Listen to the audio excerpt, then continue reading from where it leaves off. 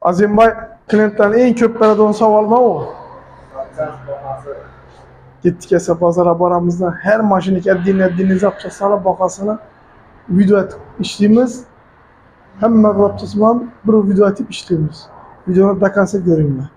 Mesela Jaloliddin endi Matiz'ni eng ko'p ketadigan rezinkalarini zapchaslarni aytib o't. Keyin baholarini ham aytib o't. Lekin чистый original mashina qo'ygandan keyin bitta vaqt yuriydigan bo'lsin vaziyat. Aytib o'tamiz yana. Bu nakonechniki bu. Tak. Donasi 85 ming so'mdan 170 ming so'm bo'ladi. STR originali. Hakiki Xitoy emas, Xitoyni aytmadim. Xitoylar arzon bo'ladi, 35 ming so'mdan Xitoy. Original keyin chashkasi Toyota firmadan, Xitoyniki emas bu. Bu 90 ming so'mdan donasi.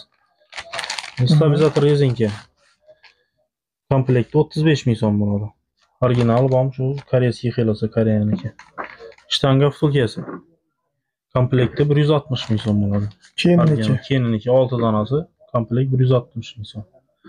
Ko'tarish uchun rezinka 20 ming so'm bo'ladi bu. Keyinni eldan ko'p ko'tarsa bo'ladi. Bu endi eng ko'p ketadigan zapchaslari, endi ko'proq hisoblab hamma o'zi yetsa, oddiy hisoblab beramiz. Bu eng ko'p ketadigan zapchaslari. Senin telefon nomerini kaldıramiz. Gerek bo'lsa aytib oldirib, telefon urib, dostavka estaveramiz.